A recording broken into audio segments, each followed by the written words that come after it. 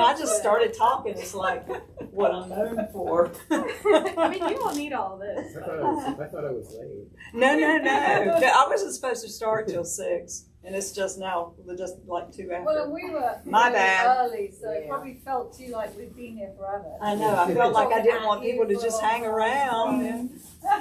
Hi, everybody. I'm Alex. Thank you for coming out to Flyleaf Books and supporting your local independent bookstore and this wonderful author. This evening, we have the pleasure of hearing from Donna Everhart about her new book, When the Jessamine Grows. Donna Everhart is a USA Today best-selling and multiple award-winning author, known for vividly evoking challenges of the heart and the complex heritage of the American South. Born and raised in Raleigh, she has stayed close to her hometown for much of her life, and now lives just an hour away in Dunn, North Carolina. Thank you again. You can get a copy of the book or her previous book up front after the talk. Thank you. Thank you so much. Thank you all for being here. You all don't mind hearing this again, do you? No, of course not. It's fascinating. It is. It's really fascinating. So When the Jessamine Grows is set during the Civil War period, but this is not a book about the Civil War, but instead this is about a family in Nash County, North Carolina, of subsistence farmers. And they were very isolated. North Carolina at this time was about 65% rural. And so their lifestyle of subsistence farming or yeoman farmers, they grew what they needed to feed themselves. They had their livestock. They were self-sufficient. And so as they began hearing about the war and the way they would get this news, as Whitaker's Mill was an area that they were close to, the news would come through this little town of Whitaker's Mill. Who has read the book by Paulette Giles called News of the World by chance? Anybody? Okay. That's exactly almost what that book is about. It's about a gentleman, and of course it was turned into a movie, so I always think of him like Tom Hanks. And he would go around and read from the newspapers, and you would pay like a nickel or something like that to hear the news of the world. And so for Joetta McBride and her husband Ennis, this is, they were not getting a lot of news on a daily basis. It was just whenever somebody happened to go to town. So at any rate, this is where they live. This is a very old map I found of Nash County, North Carolina. Again, vastly rural area. I just sort of stuck this little star up here, just guesstimating approximately where I, in my writer's mind, envision, thank you, where they might live. And so here, and then up here, there's a creek called Fishing Creek, which is significant to the book. And then down here is Swift Creek. And something to me that was really interesting about the map is they have this area called Whitaker's Crossroads, and then they have Whitaker's Mill. So the town of Whitaker's, North Carolina, has kind of gone through a couple of different changes name-wise over time from a historic viewpoint. Now it's known as Whitaker's. At one point in time, it was briefly known as Whitaker's Mill. And then there was even a point in time, I think it was only maybe a few months, where it was called Whitaker's Turnout. And that was because this Wilmington-Weldon Railroad that went right through here, there was a little spur that was built off, and that was so the trains could stock up again on wood, water, whatever it took for them to function. And the other thing that I love about this map is you can see names of different farms around the area. There it is. There's Whitaker's Turnout right there. I knew I had seen it. I keep wanting to focus down here, but anyway, it's right up there. And yes, you can see that they've got like Dr. Bellamy over here, Miss Lyon is over there, Mr. Bradley. Anyway, just really interesting to me. I don't know who else likes maps, but I like maps. So this is where they lived. And if anybody's curious about why Nash County, I was sort of looking for a location that was close to the Virginia border because I wanted her. There's a little bit of a section of the book. It's not huge. It's not anything that is talked about a lot, but it sort of underscores Joetta's view on the enslaved people. And so I wanted it to be close enough to the Virginia border where she would see some of this activity. Not a lot, but there's a little part of that story that includes something about that. And I included a slide here that I felt like would do a good job of depicting a couple like Joetta McBride and her husband Ennis. And these two individuals, as you can see, the husband is going to go off to fight. And we actually had a little bit of a conversation before you all came in about how they probably never saw their loved one again. And if you look at the statistics down at the bottom, it says by one estimate, 200,000 widows were among the hundreds of thousands of grieving Confederate and Union families. So if you think about this, there was 200,000 women who were left to fend for themselves and their families, their children, whoever was, left behind. But altogether, 750,000 families would never see their loved ones again because they were fighting somewhere far away. These are cockades. Have either of you heard of the cockades before? So this isn't just representative of the Civil War. It's something that got started back during the Revolutionary War, a lot of the wars. That was just, it's no different than flying your flags or flying your colors. But it was a way for people to individually show where they, landed, so to speak, in their opinion. And I found one of a North Carolina. It's called the Pine Burr Secession Cockade. It's got the pine cones on it. If anybody hasn't read my other book, this is my 6th book, Saints of Swallow Hill, that deals with the turpentine industry. So I was excited to find a little cockade with the pine cones on it. And then here's one down here from South Carolina. But the bottom line is there was no rhyme or reason to how these cockades were created because it was just women at home, making them. They weren't like mass produced, with any kind of uniformity or anything like that. But that was just something really interesting. And there is also a specific scene in the book, several of them, as a matter of fact, that deal with this. And this little cockade caused my main character to have a lot of trouble. And then, so I have this slide here to depict how many of these soldiers could be so young. So Joetta McBride and her husband Ennis have 2 boys named Henry and Robert, not Charlie. Charlie is a different character that shows up, but we're not going to talk about him too much because that's a spoiler. But they were young. And again, this is not a spoiler, but Henry McBride is influenced by his grandfather, Rudine McBride. And Rudine McBride is a staunch Confederate, and he lives practically with the family on their farm in Nash County. He's a little cabin off to the side. And he talks and talks and talks about the war and how great it would be to be a soldier. And he sort of lays out the idea in Henry's, 15-year-old Henry's mind, that if you ever want to make anything of yourself, you either need to own a lot of land and slaves, or you need to become a soldier.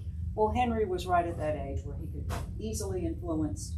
And so I found this picture of some of these young boys just to give a good idea of how they might have looked. And I could almost see that boy in the middle there being like Henry. But about 1/5 of all military personnel on both sides were under 18. More than 1,000 soldiers in the Union Army alone were 15 years old or less, and some as young as 8 were put into uniform. And this little guy over here on the far right, I don't know how old he is, but he doesn't even look 8 to me. So he just looks very young.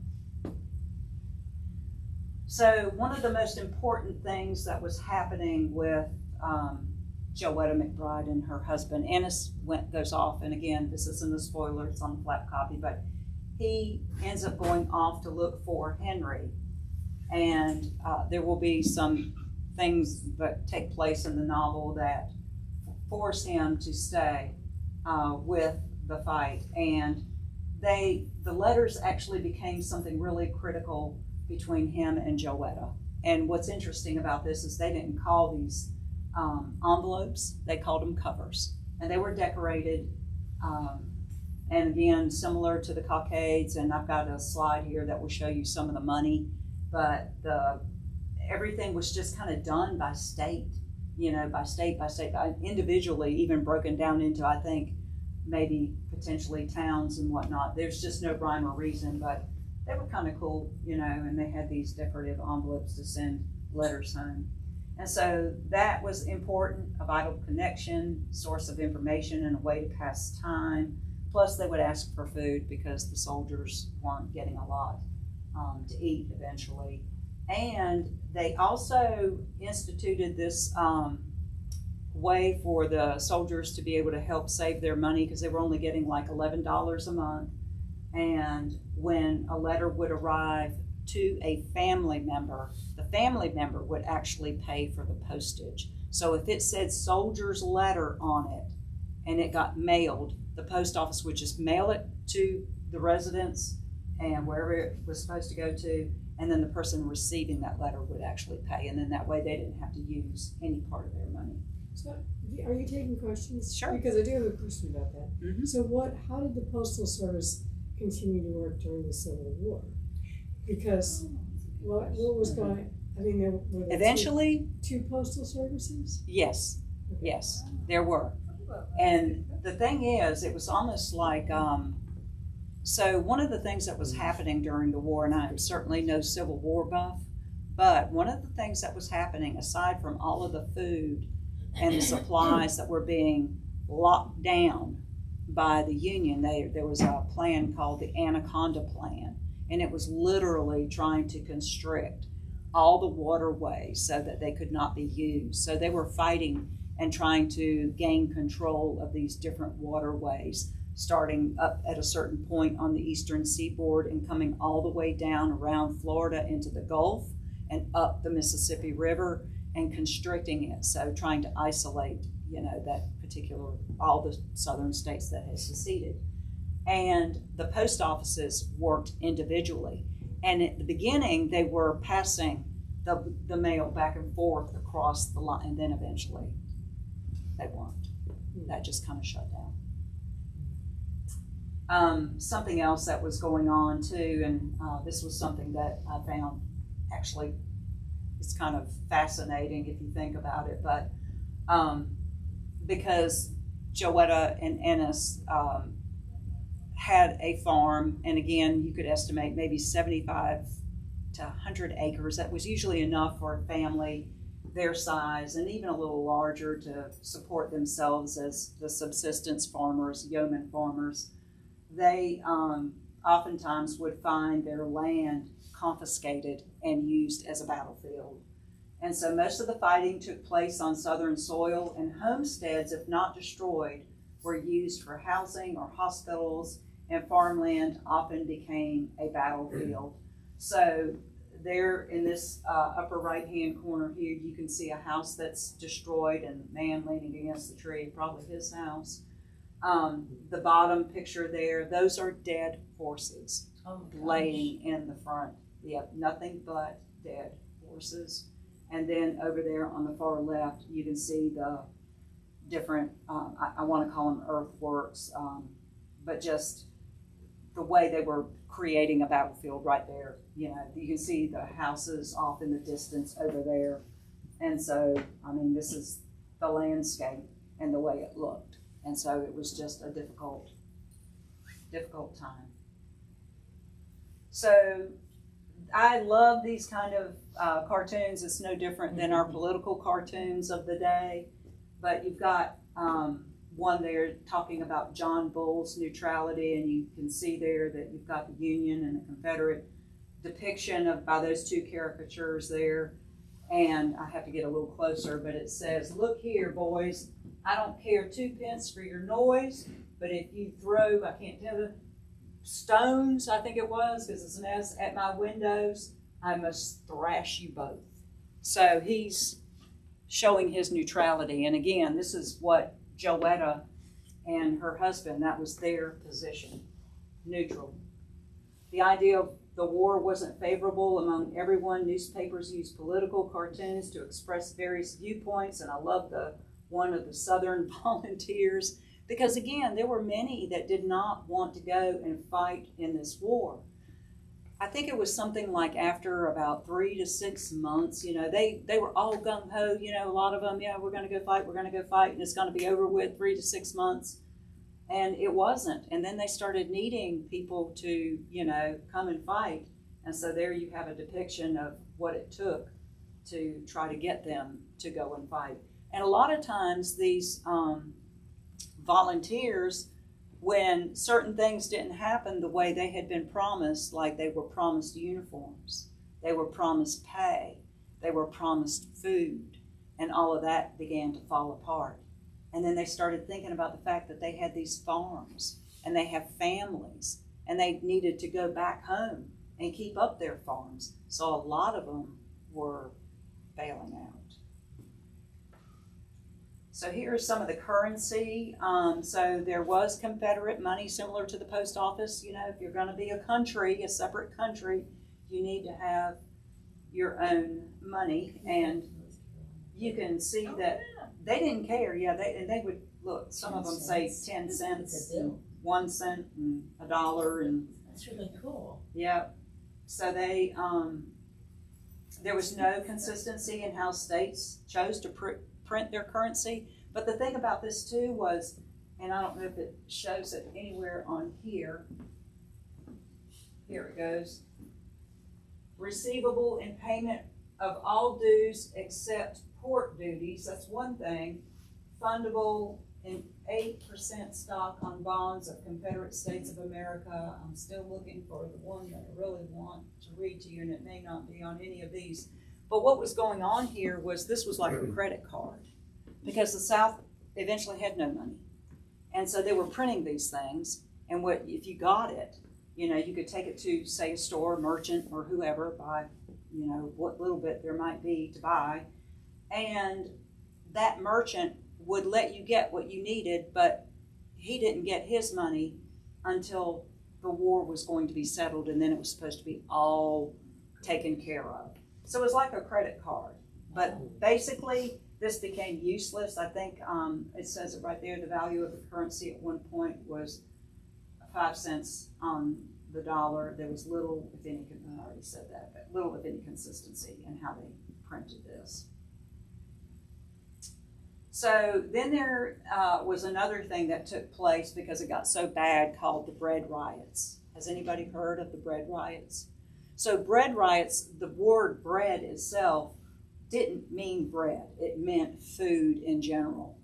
And so one of these actually took place in Salisbury, North Carolina, and the other one up in Richmond. And there was more than just these two, but these are a couple of them that I pulled out.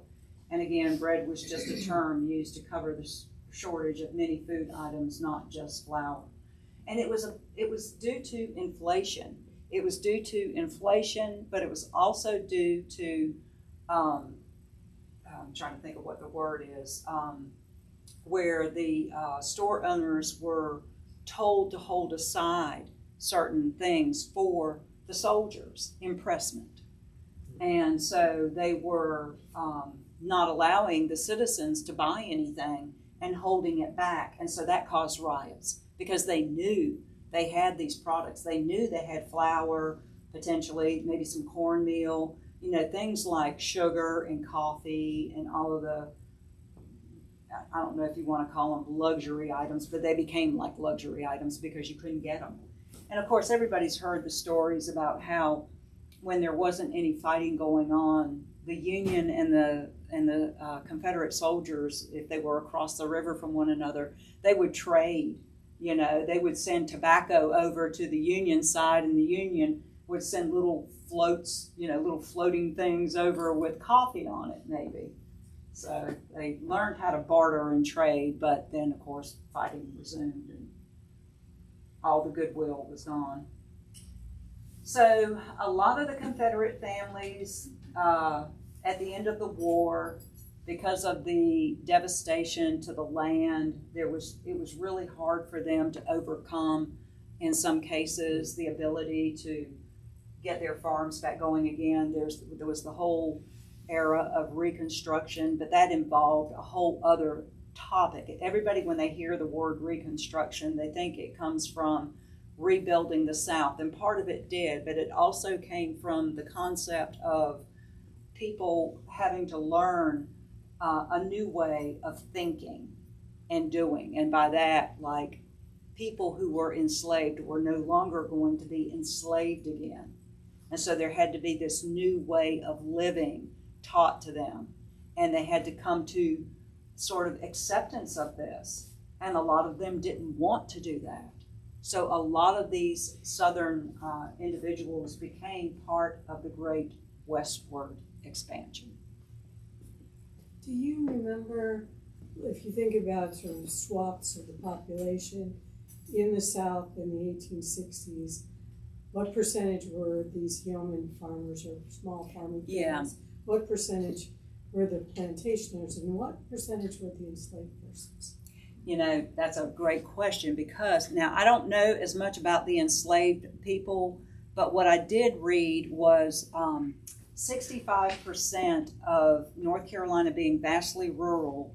It was something like, and it was mostly on the eastern side of the state where these great plantations were. It was something, I mean, believe it or not, because everybody, when they think about the South, they think of Gone with the Wind, and they think of the Southern Belle, and they think of all the plantations.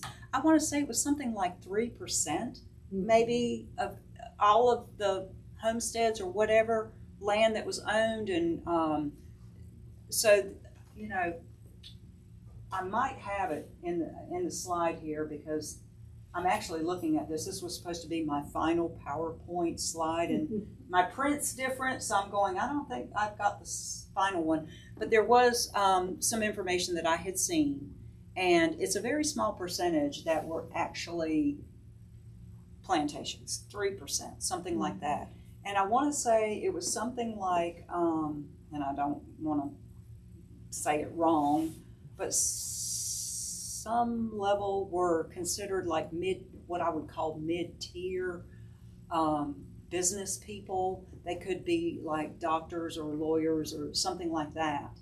And they might have 20 slaves or less. And then there were the people like Joetta McBride and her husband Ennis, who had no slaves whatsoever, subsistence farmers. And the vast majority of North Carolina was that. I mean, I'm thinking 85%, something crazy like that. But again, I could be confusing the 65% vastly rural with the 85%, but those two numbers stick out. So in other words, it could be that North Carolina was 85% rural, but I mean, it was just very, very, I don't want to use the term backwards, but I mean, there was just nothing. There's just farmland, you know? So there just wasn't a lot of development. So that's in line with the term backward, not that the people were backward. So I want to talk a little bit about the jessamine flower, because of course the title, When the Jessamine Grows, and I've had so many people say, did you mean jasmine? You know, and it's completely different. I was going to ask that. Yeah. So I'll go quickly through these little bullet points here. It's also called evening trumpet flower, yellow jasmine, trumpet vine, poor man's rope, or false jasmine. But it's native to the southeast. It can be seen all over the place. Who's seen it? Who has it? Maybe in their yard? I grow it. Yep, Miss Gardner over here. She's got a wonderful garden. Oh, as long as the squirrels and rabbits stay out of it. Very tenacious, highly adaptable plant. And what I loved about it when I first looked this up, because I've actually got some printed information that I use that I had found about North Carolina and all of the flora, fauna, you know, so I always want to be regionally accurate. And this popped up and I thought, it's hardy and tolerant. And that is such a great metaphor for Joetta. Hardy and tolerant. The vines, flowers, I mean, they say it's almost unmistakable, and it is a very heady, sweet scent. It just smells wonderful. but it has confounded the efforts to reproduce it synthetically. So they have to extract the oils for the perfume industry. Believe it or not, all parts of the plant are toxic. They contain an alkaloid similar to strychnine, and the nectar has proven lethal when ingested by humans and animals alike. And just touching the sap and I didn't know any of this, you know. I mean, this is like, okay, maybe I thought about planting it. Did you know about this, Barbara? No. Yeah. I know my gardening gloves. When I did that, but I'm telling It's going to make you treat it a little differently going forward. Pollinators are drawn to the flowers, but jessamine nectar can also be toxic to the honeybees if they consume too much. To this day, homeopathic practitioners use jessamine to treat anxiety and fear of public speaking. I must have had a bunch before I did it. English botanist Mark, Gatesby, first named the plant the yellow jessamine in 1712. Despite the fact that it's commonly referred to as yellow jasmine, the jessamine is not related to the jasmine plant species, which is edible and used in jasmine tea. So I can't take credit for this slide. This is actually part of a book club kit. Are you part of a book club? Anybody part of a book club? Because at the end of this slide, I have a code, and you're welcome to download it anyway, but it's a wonderful package that she put together, and so I bogarted some of her data points on the jessamine out here. But I took that photo. That photo is actually of the plant that's growing not in my yard, but near my house. Okay, so I have, did anybody get any of the little recipe cards out front? Okay, so I played Civil War Test Kitchen. So, here you go. I'll just let you you can take one of each. It's two different recipes. Just you can pass it around however. But I'm just showing here that I made the switchel. So one of the recipes is for something called switchel. Has anybody ever heard of that before? Have you heard of it? No? Okay. Nobody? Not before this book. Okay, I know. Well, I'd never heard of it before this book either. But this is, to me, the way I looked at it was, it's almost like an old-fashioned Gatorade. It's just something that they would make and drink when they were working out in the fields and it was really hot. And it sounds really healthy, but I think it must be an acquired taste because it really did nothing for me. I think if I were to ever make it again, I would go lighter on the ginger and heavier on the honey. So you can use honey, you can use molasses, you can use brown sugar, whatever. And then the other recipe is called Idiot's Delight. And I actually love the title of that because that was perfect for one little section of my book, scene between Joetta and her father-in-law, Rudine.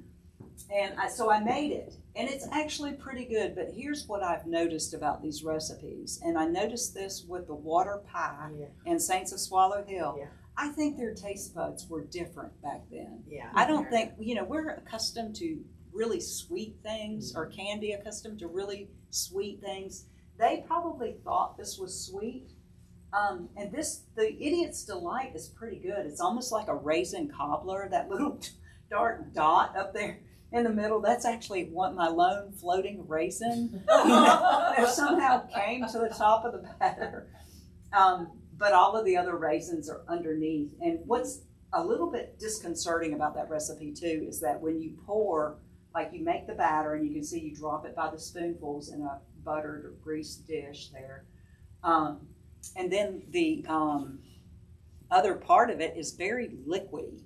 And when I was pouring that over, I was like, this is going to be like soup. But it came out, as you can see, the batter kind of spreads almost cake-like, like a cobbler. So you could think of it almost like a raisin cobbler. So it wasn't that bad, but it wasn't very sweet.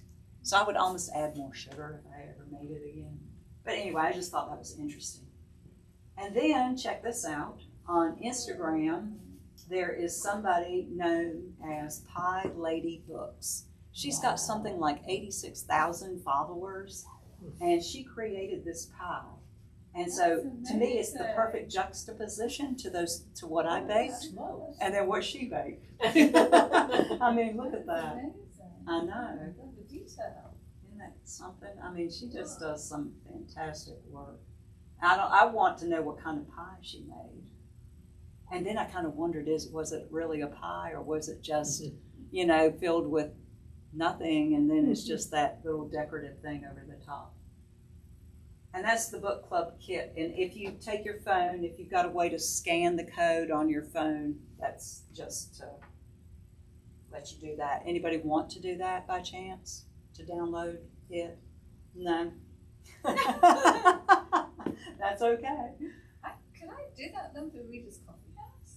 I mean, don't I share it? No, I wouldn't really. I think so, yeah. Because I texted it to, Should I try? yeah, sure. I've never had much luck doing this Well, let on me my show you. phone, but Yeah. in theory, I You might have to I don't know if you have to get closer. see if it works. You should see 4 yellow dots. Yeah. You see 4 yellow dots?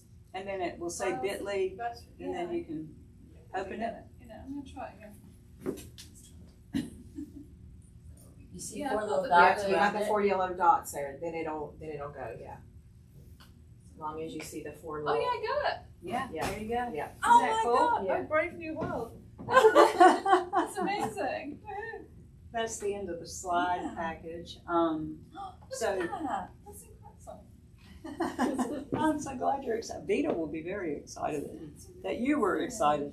I thought I would just read a little excerpt from the book, and I'm literally going to start at chapter 1. And then I would take questions, if you all have questions for me. Chapter 1, somewhere near Whitaker's, Nash County, North Carolina, 1861. Joetta McBride could not stomach conflict.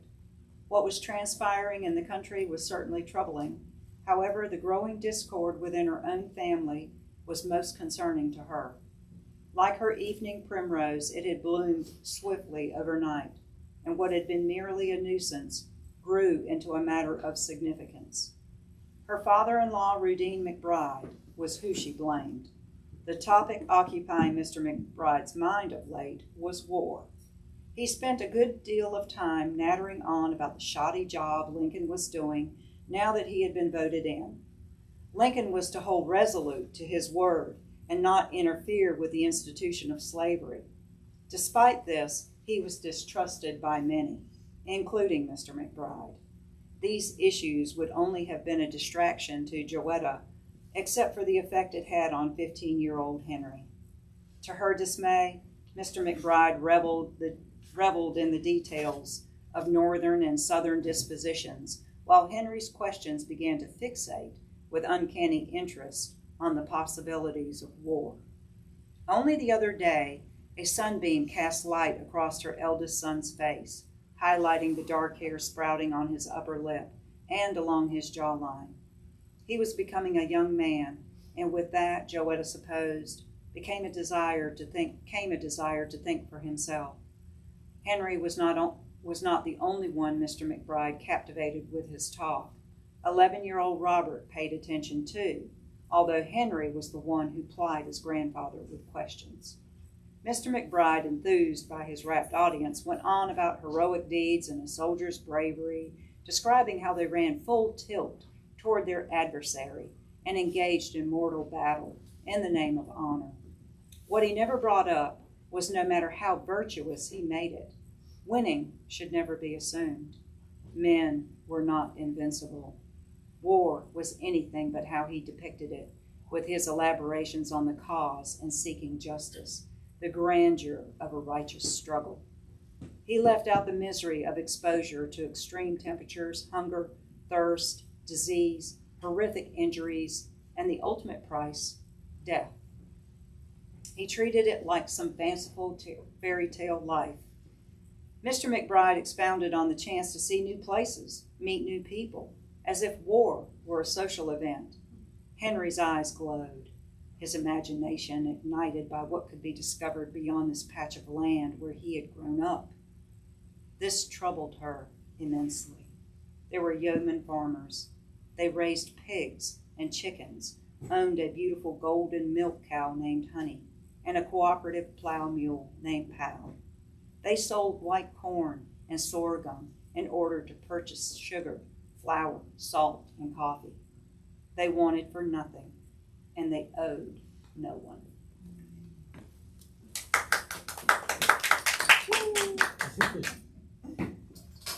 Now, are there any questions? Yes, ma'am. So, so you kind of started thinking that you were going to write about the Civil War, and then in your research, you just kind of landed on this idea of neutrality, and your spidey writer senses said that's the way to go. Was that sort of, I mean, how did you get to neutrality as That's the a kind of really area good you wanted question. to circle? It's a really good question because, as you may have heard, so this is my friend Barbara Claypole White, writer, and she has heard me speak a little bit on this topic before. So my husband was just chomping at the bit for me to write about the Civil War because my little byline says that I write of family hardship and troubled times in a bygone South. And he says, I don't know of any worse troubled times than the Civil War. And so while I was writing The Moonshiner's Daughter, he kept mumbling, you should write about the Civil War. And then when I was writing The Saints of Swallow Hill, he's like, I mean, really, you should probably write about the Civil War.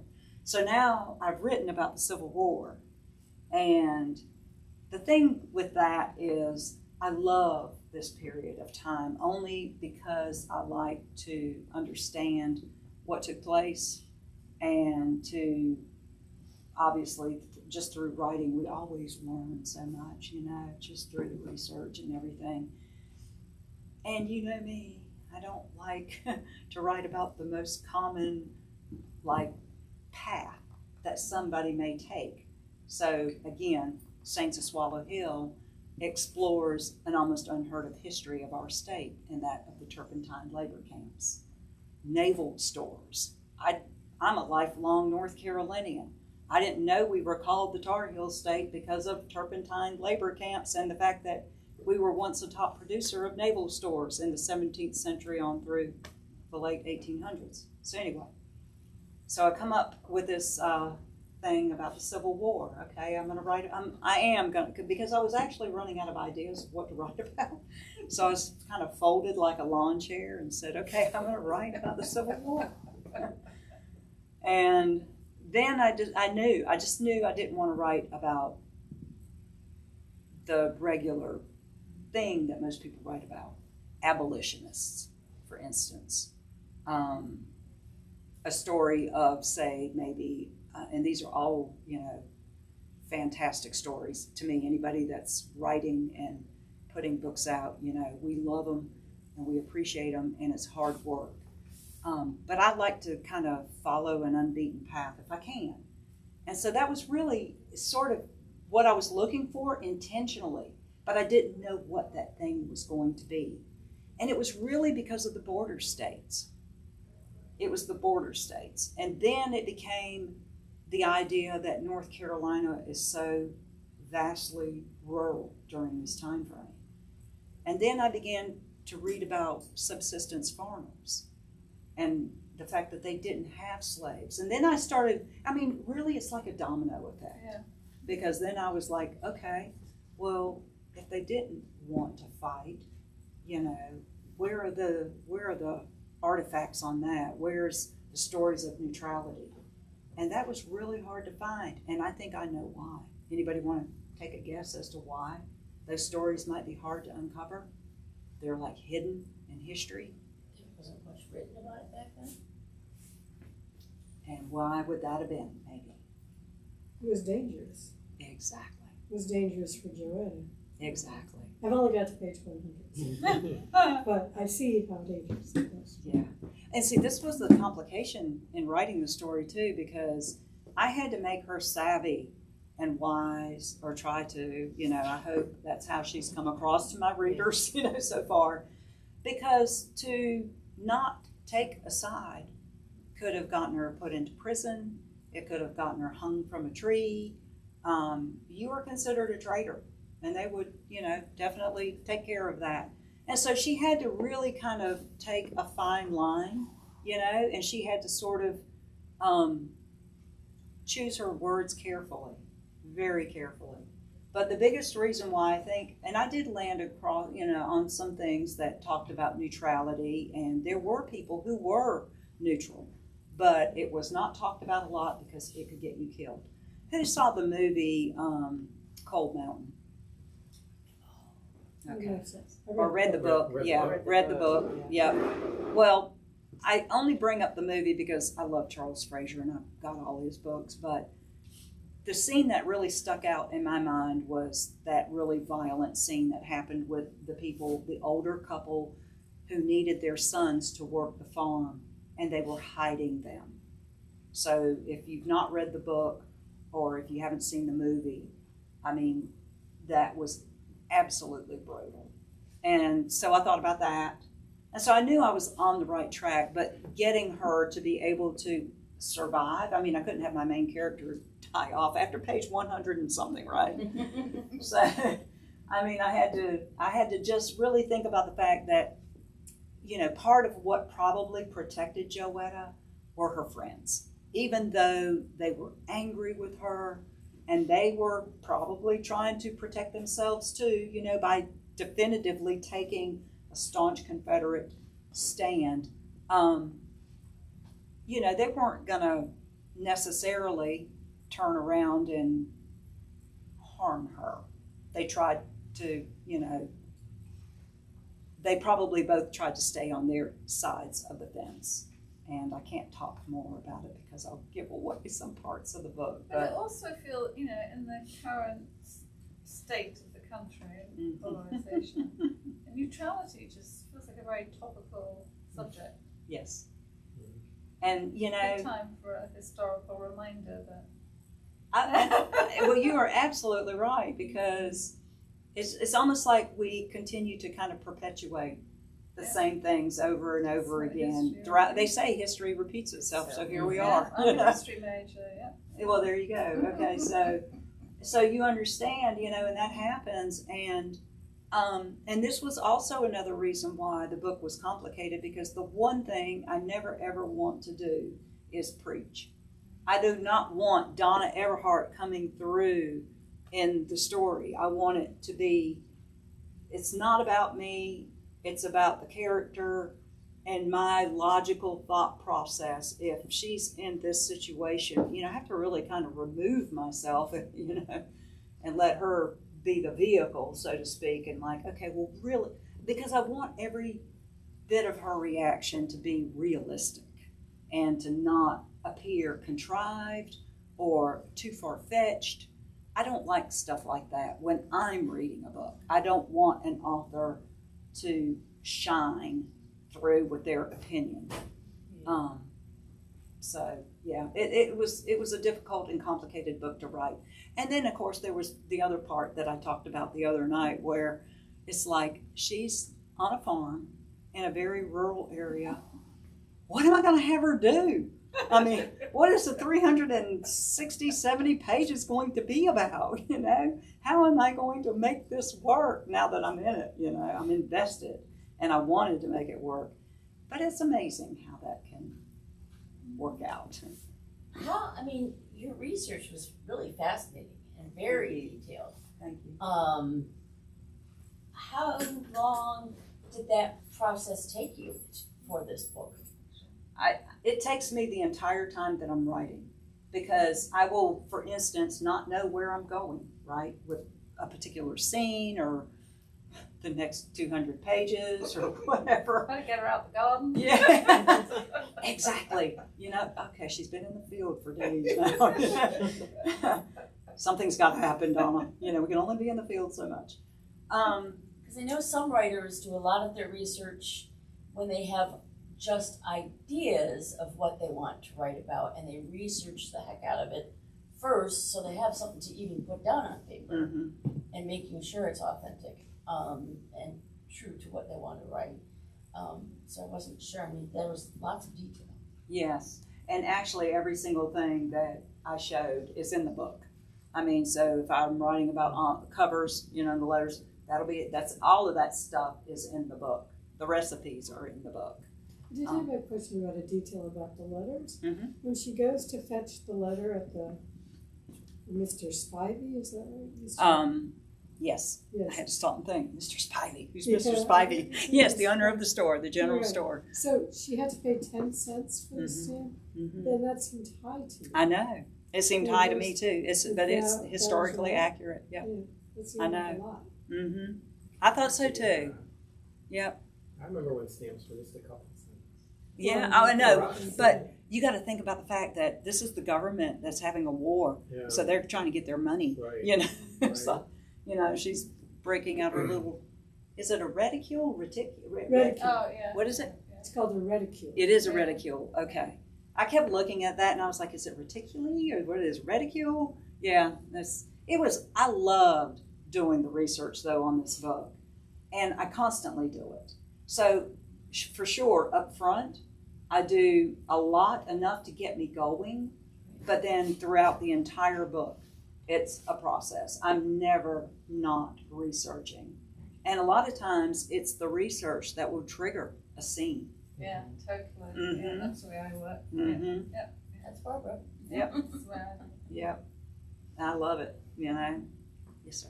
Could you talk a bit about your writing process? Absolutely. Not the research, but Yeah. the actual writing. Yeah. So for me, I never, everybody's different, and I don't know. Are you a writer? You're a writer. Okay. So the one thing that I feel like that works for me is I write every day, and that doesn't work. Okay. I was going to say, but I know that doesn't work for everybody.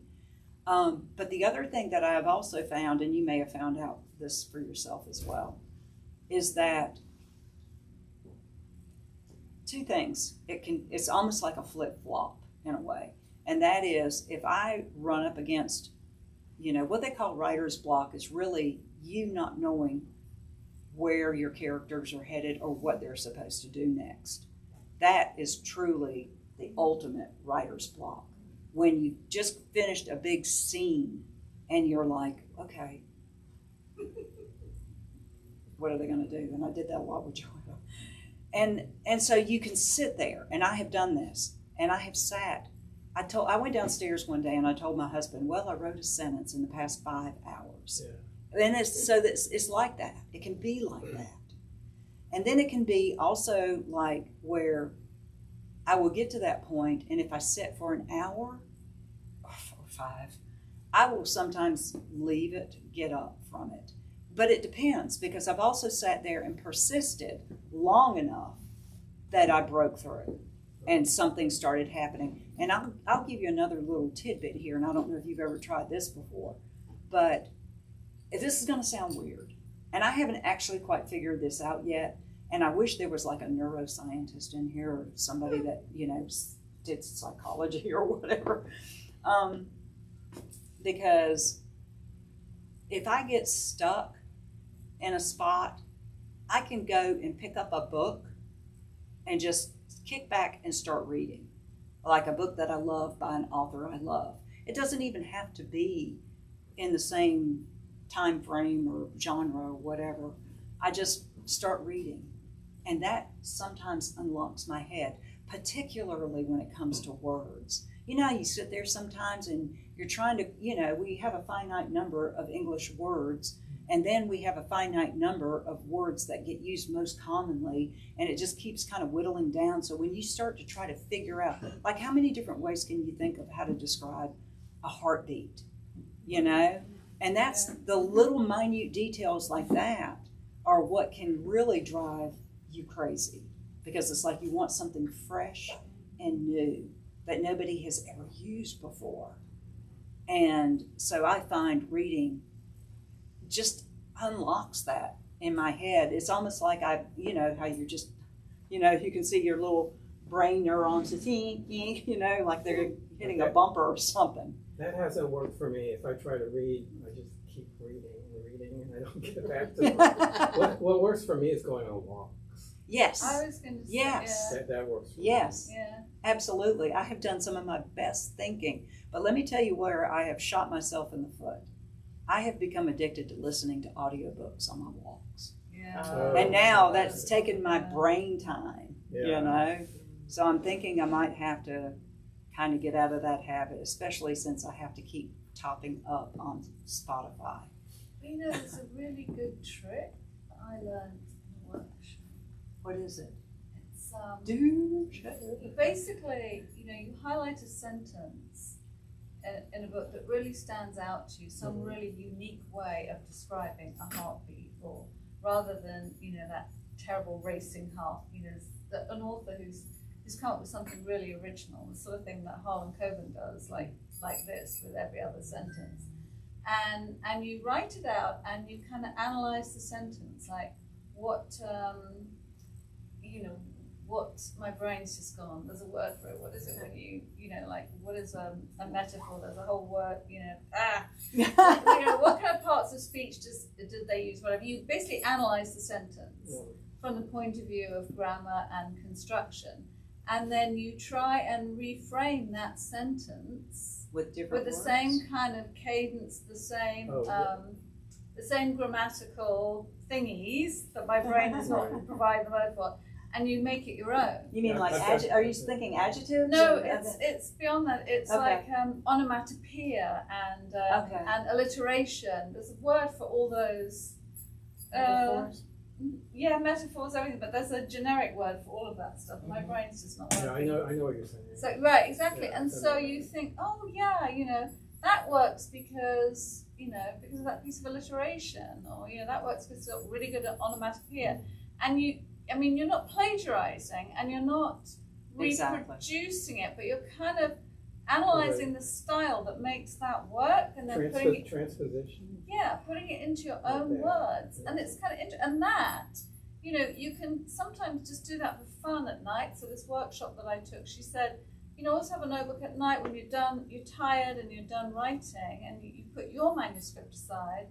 Do this, just take some sentences and just noodle around with them and play around with the way that they're I constructed love and make that them your own. idea. And you can come up with something really cool. It takes a lot of time and energy, and it's a different kind of focus for your brain, but it does also unlock something, because sometimes you go, oh, that's actually quite good. That only took me 2 hours to get that one sentence. It's quite good. That you know, I almost want to say that's probably doing a deeper dive. You know, Yeah. to just simply picking up a book and Yeah, reading and refreshing your brain. It's a different kind Yeah, of it's a good stimulation. exercise, though. You know. One thing I do for writer's block that I think is interesting is that at the end of the day, I'll stop in the middle of a scene Mm-hmm. so that the next day you You know know where where to it's pick up. going. Yep. So you finish that and the momentum just kind of carries you on. You know Yeah. where I learned This that book. from? I just came up with that after many years. Well, you know, okay, that's great though, because Yeah. and you're right. And sometimes it's just intuition, knowing to do that. Yeah. But I think Stephen King, in Oh, his really? book on writing, Oh, really? yeah, it was some I've read that. writing book that I have read, and I've got like 3 of my favorites. And Stephen King on writing is one of them, and then Bird by Bird, Anne Oh, Lamott. yeah, I've heard of that. And then now, Forest for the Trees by Betsy Lerner is not so much a book about how to write. It's more of a study or an analysis of writers and the different types of writers that they've seen in the publishing industry. But somewhere between those 3 books, and I want to say it was Stephen King, said, stop when you know where you're headed next, because that helps with that writer's Yeah, Stop thought. I definitely will. It does, it does. Of course, you're going to come to the end of that period of writing, and then you're going to be like, you know, and there's a lot of moments for me, it seems like. So are any of you meditators? Because there's a lot of benefit in not thinking. Yeah. And You are so right. Yeah. I'm So- not, but Well, Yeah. you should try. Yeah. I mean, if you get stuck, because Just watch because the birds. to force the brain to continue to solve the problem that it's resisting is to not allow it to rest. And you're thinking in the same way. And you're on the same track or channel, and to just go to not thinking, which is what meditation is about, where you're just focusing on your breath,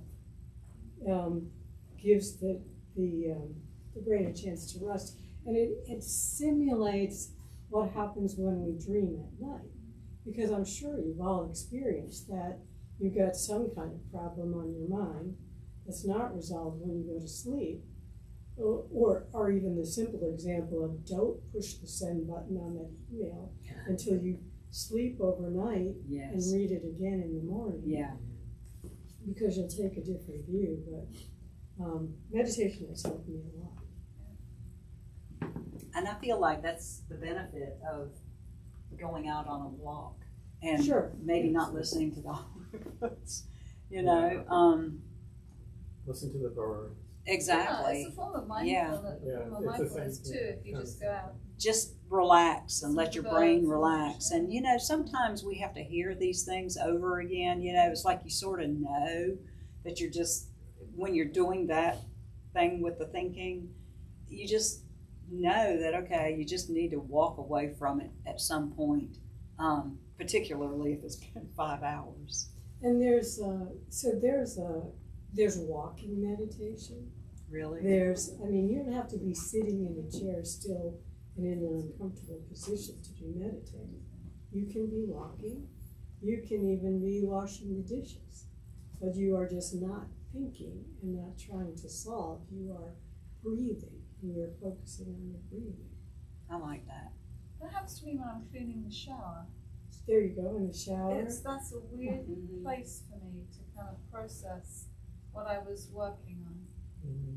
I've taken a break and had a shower, or I'm cleaning the shower, or something That opens up in my brain. I can't describe it. It's funny because, and this is kind of scary if you think about it, but how many times have you driven down the road and you go, whoa, I don't remember the last 15, did I stop at that stoplight, that's kind of scary in a way if you think about it, but that's, to me, I love that. I don't love the idea of, did I just run a red light maybe, but I do like that, like just allowing the brain waves to just kind of go wherever they want to go.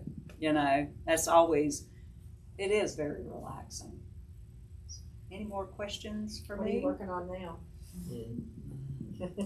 So, Please share. Yeah, I know. I haven't talked about it a lot. I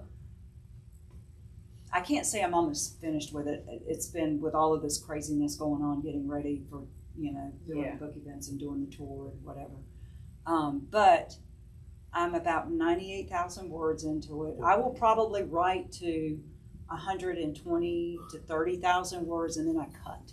And that's another thing. I don't know if you do that, but I overwrite because it's always easier to cut the darlings. Yeah. But this next book, I haven't talked about it much because it is once again such a hidden, obscure, historic event that it blew my mind. And when we talked about the research a little while ago, once again, I'm out there, plundering the internet, trying to find an idea. And I had this idea that I wanted to write a book about a certain topic. And so when I looked that topic up, there just wasn't a lot about it. But I uncovered something in that research, and I know I'm sort of dancing around the answer. Decided to write about what you want. Tell me, come on. I haven't really told anybody yet that's asked She this wouldn't question. talk about it 2 nights ago. Yeah, You I can didn't. talk about it tonight. No, I'm being filmed. That's true. I don't even know that I want to. I don't know. It's just such an obscure part of history, and it's mind-blowing. And it deals with women. And I have said this. Topical. Huh? Again, very topical. Mm-hmm. Yeah. And I have said that if you grew up in the age or were part of the age of burning your bra, this is probably going to want to make you burn your bra again when you read about this topic. And I don't think that I ever write anything that people get, you know, they're going to be out marching in the streets or anything like that, you know. But it is a true historic event, and it's shocking. It's actually shocking what happened. And it happened not just here in North Carolina, it happened across the country. So it's wild. Have I got your interest? Any guesses? No guess. So I will say this, because I did give this much out the other night. It is not about eugenics. So a lot of people would think potentially it would have to do with that. And that was, you know, not necessarily just women. I mean, the eugenics movement, you know, affected a lot of different people in different So when ways. did this take place? Huh? When did this take place? Yeah, it's like 20 Actually, it questions. started a long time ago. You could say it was happening back in the 17th century even. In some ways, it's kind of weird, you know. But it was mostly prevalent during the early 1900s. And I will say this, there are still some laws on the books today that deal with this, if you can believe it. No. So how long do we have to wait till it comes out? I know. Well, the book, the actual Do you have a manuscript, cut date yet? no, because the manuscript is not due to my editor until August of this year. Oh. And so then it'll probably be at least another year, you know, before the book comes out. Yeah. Dadgummit. we can start like. It was wonderful meeting you. Thank Sorry, you. I have to run. It's okay. Thank you so It's much nice for coming. meeting I you. appreciate it. Yeah, it's nice meeting you. You've got to sort. We're all like sitting I there know. waiting for the I next have to one. run too. Thank Okay. you. Absolutely. Thank you all so Appreciate much it. for being here. I appreciate it. So Thank you for coming.